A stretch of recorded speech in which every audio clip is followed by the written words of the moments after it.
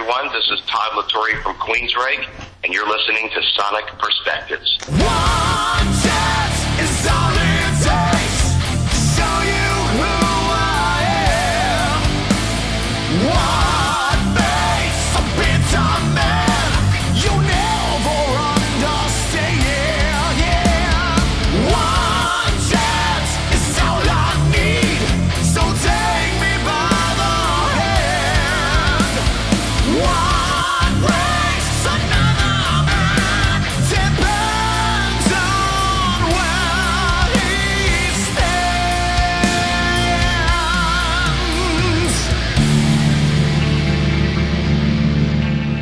Good morning, Todd. It's Robert. How are you today?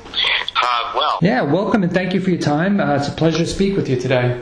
same here. It's nice to do the interview with you. Cool. You know, I'm loving the CD. Really, really heavy. Far different than what I thought it was going to be. And, you know, if you compare it to some of your previous works, but I love it. You know, it's in the...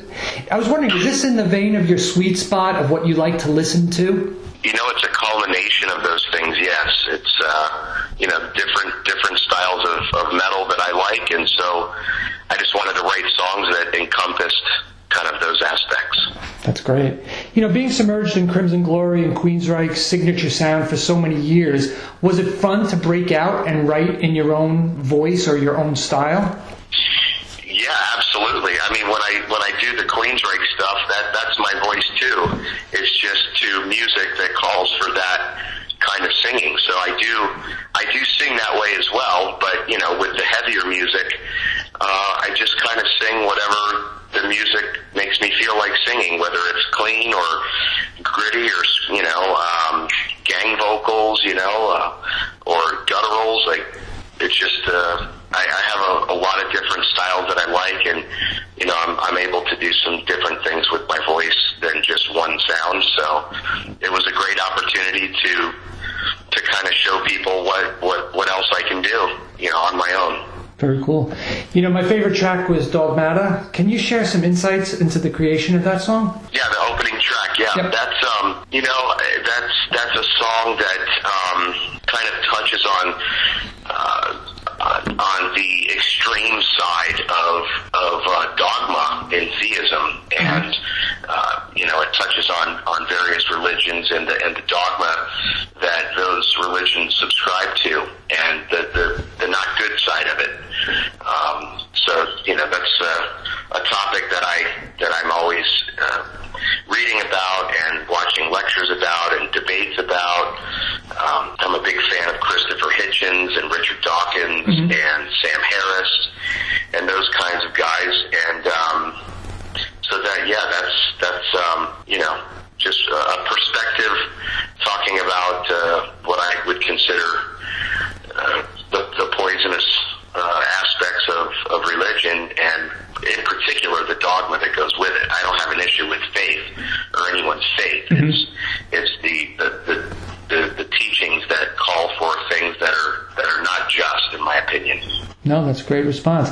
You know, you start off with Dogmata, and then you go even heavier when you end on the 13 track, One by One, which is pretty brutal, I thought. You know, it's almost like in the style of Overkill. So tell me about the differences between, you know, the CD, and then you get to that one, which is like really over the top. So that song, well, what I really consider the main album are songs 1 through 10. Okay. And then initially we had talked about maybe having some bonus tracks for different territories.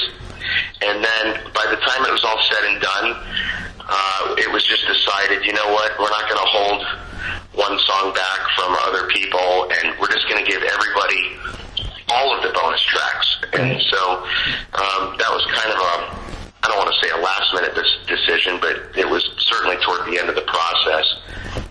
And that song, I always wanted to put that song on the record, but it doesn't really fit necessarily among 1 through 10.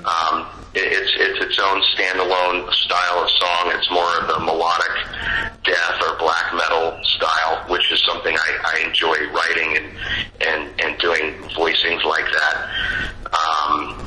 But I was like very insistent that that it was going on the record somehow.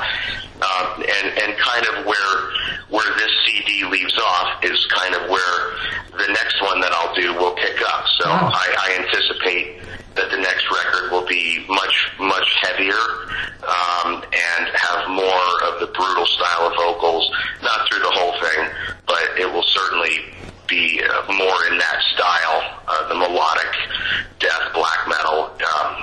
I'm a huge, I like Opeth a lot, and they're very proggy, but they do such a great job of blending clean vocals and gutturals and a lot of different time signatures, and they're kind of all over the place, but it sounds so great the way they do it.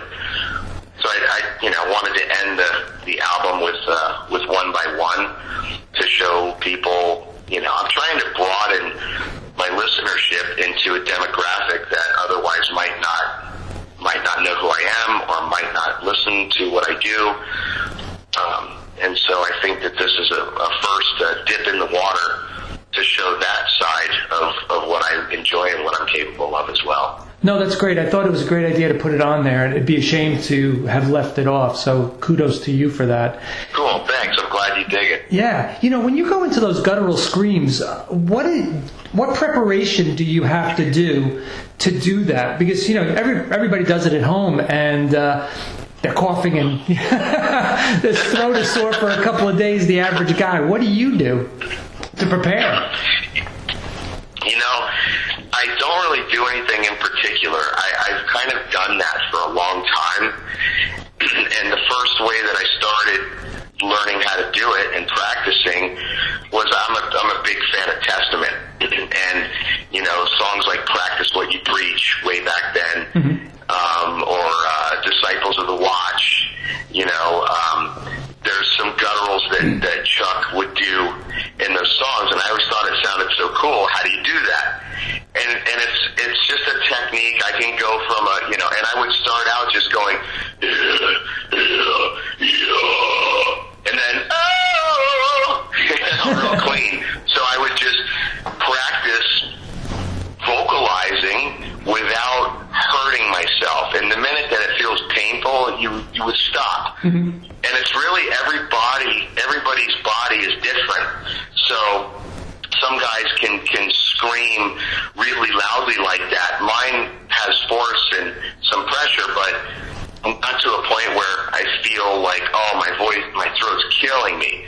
So I'll do a few of those, what I just did on the phone.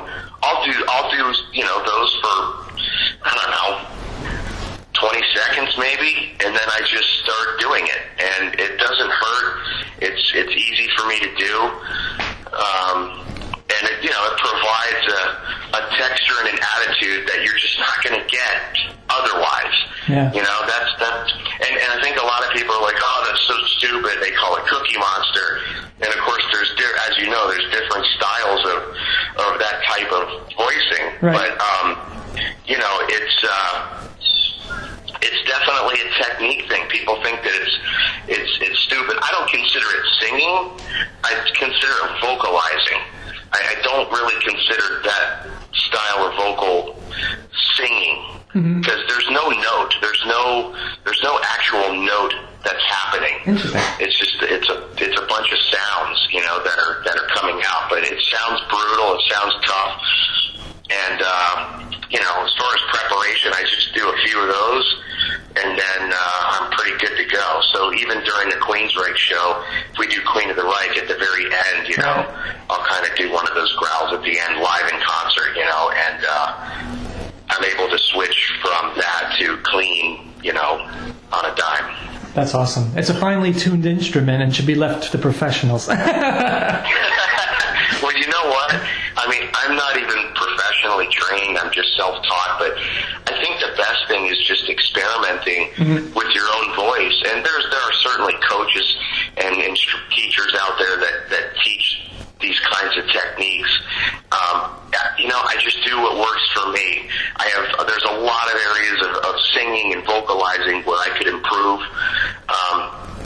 And so it's just a matter of, I've always loved mimicking sounds and trying to find out those little nuances of what makes a certain singer the way they do, their vowel placement, their, you know, all of these different things, and mimicking cartoon characters and different accents around the world. And so I've always enjoyed all kinds of sounds like that, and really just experimenting with my own voice to see how can I do that. And then you'll find things that you're really good at and you're really strong at.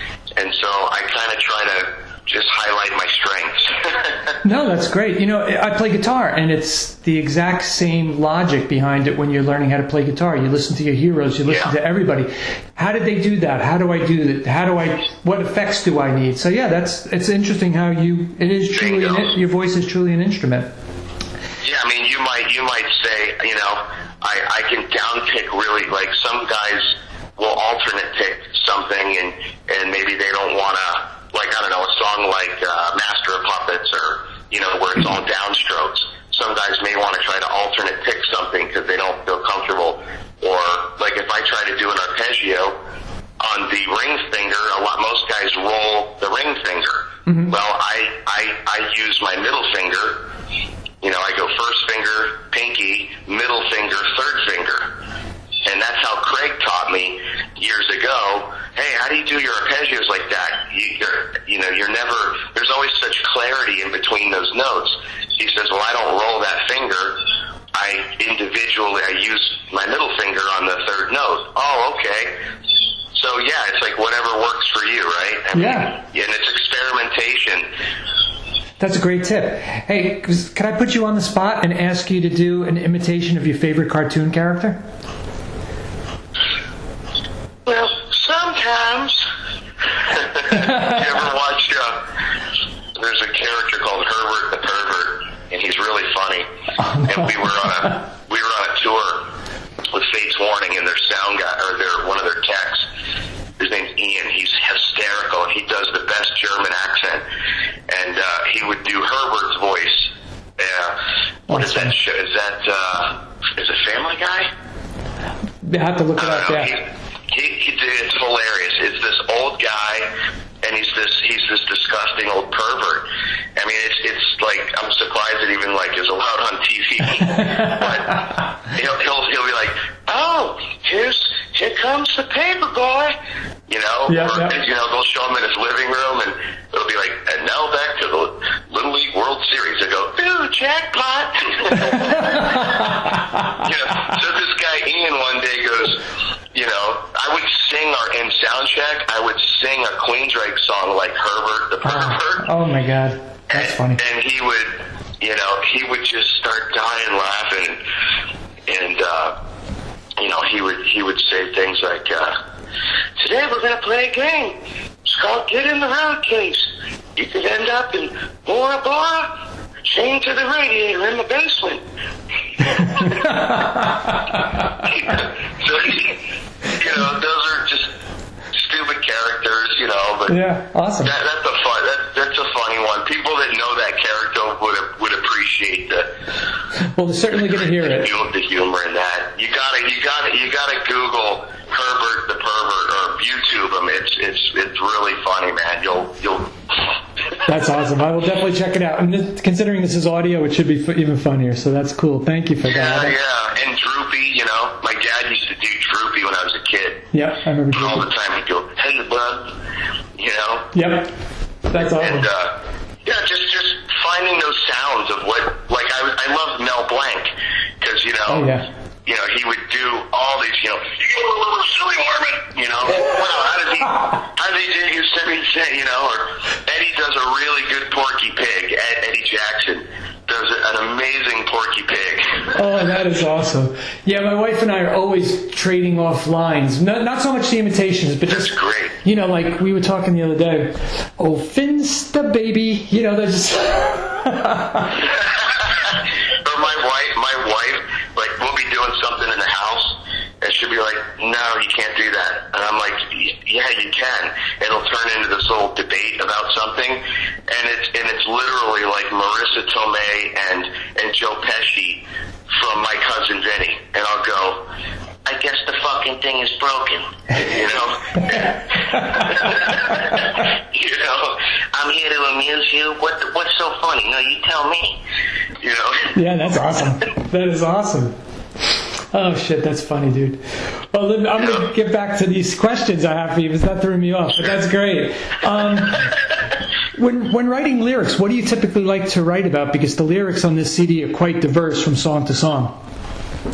Yeah, I mean, you know, I've always been interested in like social issues, geopolitical things, political things, different ideologies. You know, as an atheist, you know, I'm always pushing back against, you know, ideas of where, you know, religion is trying to force its way into legislation, poking its head into our business. You know, religion, faith, your God should be a personal thing. And so there are things that I see around that, you know, are troublesome to me. And of course I've traveled through many parts of the world and I get inspired by different things that I see or experience. So on this record, it's got, you know, anti-theist things. It's got, or not anti-theist so much, but again, the dogma, okay? Mm-hmm. It got, some of the songs talk about, you know, about my dad's suicide. Mm-hmm. And so there's a couple songs on that. There's a song called Critical Cynic on the record that is about basically these science deniers that we have running around that are crying about their masks and they think that the pandemic is like the flu and, you know, and how people have disregarded higher learning. It's no longer a coveted thing. It's not a revered thing like it used to be where people go, oh, I did my research, and it's like, please do not conflate Googling something with actual research in a laboratory with real data and analysis. And so, you know, there's a wide range of topics on the record. That's great. Yeah, that's kind of like WebMD. Instead of going to the doctor, everybody looks at WebMD and says, oh, I got this. And we do that a lot in the United States, along with GoFundMe pages, so we don't lose our house and everything we own because we've got a screwed up healthcare system. So, yeah, people self-diagnose, you know. It's a crazy thing, but you're right. You know, it's like, let me Google that, and you'll find, and if you're leaning a particular way, well, then you'll just feed your confirmation bias. Yeah. And you're not achieving you're not getting a real professional opinion. You know, you need to go. Yeah, I'm mumbling my words at the moment. No, you're 100% right, and it's very insightful on that on the CD. I'm going to go back and listen to things more now. I'm curious. I have to go back. Yeah, sure. When you're done recording the CD and you're going back and you're listening to it, are you more critical of your singing or your drumming? Because I know you played drums on the CD also. Both. You know, I don't know that I'm more critical of one over the other. I'm probably equally as critical, where it's like, okay, that fill, I gotta listen to the bass, okay, the guitar's there's a hole, do I want to copy the fill, do I want to put a fill that goes with that? Because there's some songs where, you know, I'm in a solo to like, what song is it? Crossroads to Insanity, I think. There's a you know, there's a 1-2-1-2 triplet run on the guitar, and I go, you know, and I kind of accent that with the drum to kind of highlight that little drag that's a triplet. And then, you know, but vocals, I microscope everything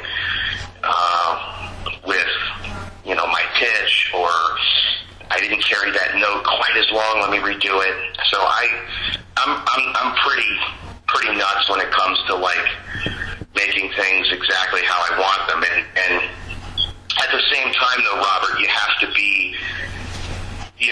know when to put the paintbrush down. Yeah, totally. And you have to say, okay, enough is enough. You've done this take 10 times. You're never going to do it any better. You need to either live with that or do something else. I agree. And so, you know, and you're like, oh, but I know I could do better. And sometimes I know I could do better, and I'll be like, all right, I'll try that tomorrow. I can work on other stuff in the meantime on these areas of the song, but damn, I wanted to hit that note, and my voice just doesn't sound, tomorrow I'll go for that one again. And yeah, I'm a big proponent of, some guys just say, I'll never do anything on a record I can't do live. And it's like, nah, I don't do that. Because you know what? Mike Tyson can't fight like he did 30 years ago. Michael Phelps can't swim like he did in his prime. We're all getting older. If I can do an awesome take and capture it on a recording, it's forever. And so I want what's going to be the best for the album, and then I'll figure it out. I'm going to take a huge bite of food and then figure out how to chew it and swallow it. Yeah. No, that's great. That's a great assessment. I do agree with you. I think it gets to a point where it's maybe not perfection to you, but it's perfection to the world, and it's going to be fine the way it is. You worked hard on it, and I do that with just projects around the house. It's like, this is good enough for a guy who doesn't know anything about putting an attic staircase in, and it's great. Right. Yeah. Well, and you have to look at things in that context, right? Like, there's a few things on this record where I'm like, ooh, am I flat on this? I think I'm a little tiny flat on this note. And your ears can play tricks on you. Yep. Because you'll have it in your mind. And you're like, I swear I think that's, and then I'll have to go, Craig, is this note on or off? You're like, no, it sounds good. But then when I hear it, I'm like, something's rubbing. I think I'm singing this note just a little flat, like ever so slightly. There's a few things on here that say, you know what, I'm going to leave it. It's legit. It's real. I'm not going to fix this, like, whatever. So there's a couple little parts on the record, I think, that, listening back, I'm like, maybe I could have done this, or, I'll hear some vocal things that I didn't do. Like on the last chorus of Crossroads, every time I hear it now, I'm thinking, should I have done a little ad-lib line over, in between the chorus on that, one chance is all it takes to show you who I am. Should I have done something like that as kind of a resolve? This is the last one.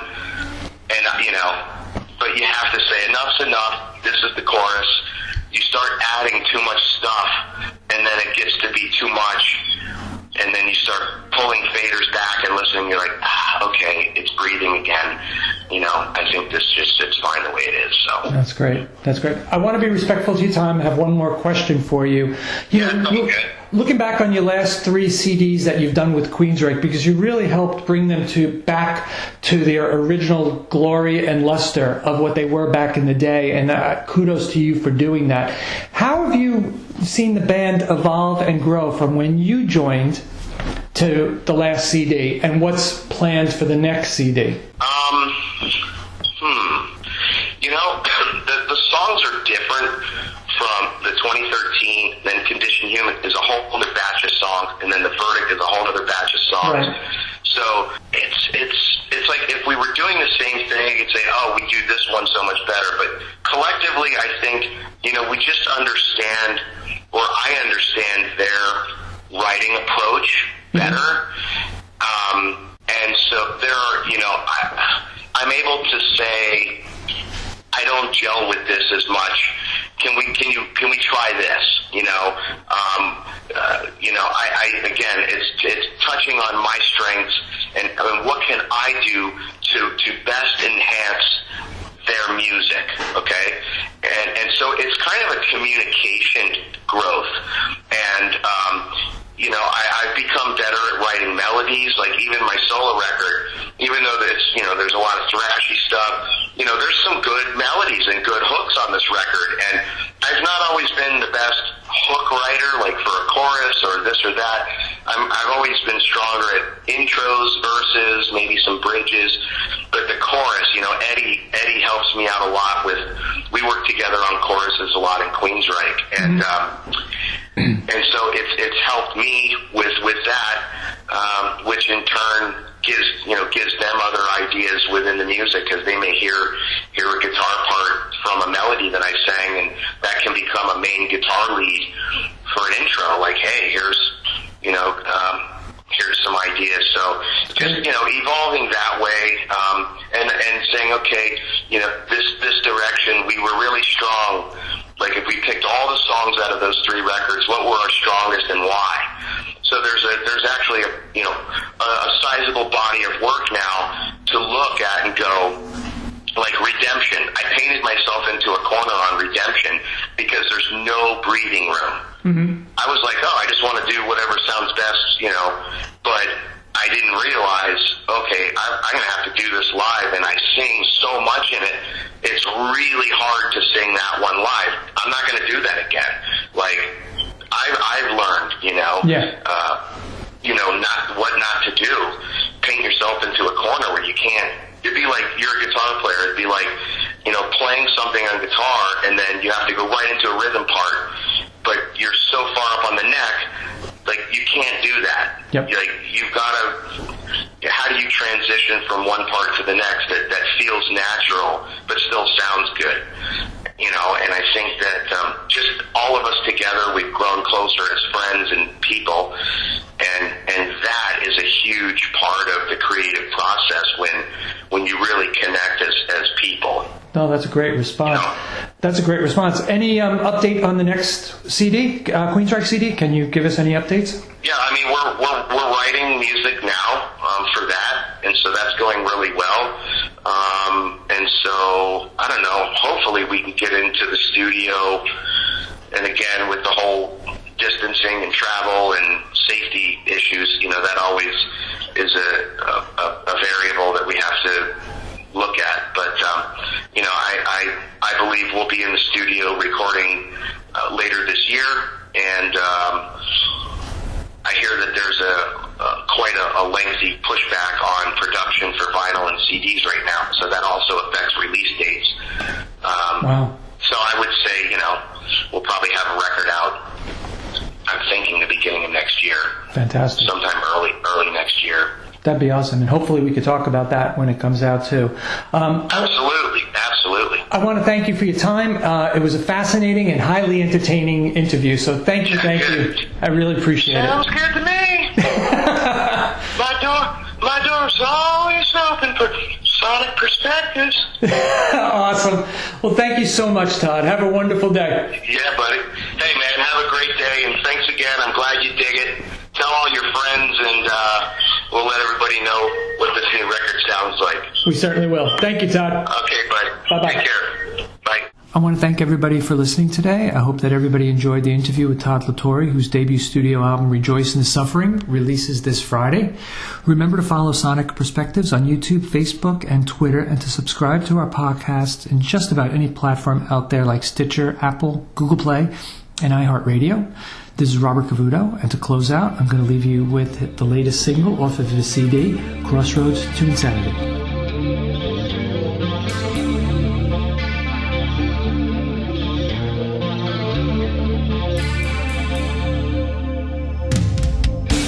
Stuck inside these four walls,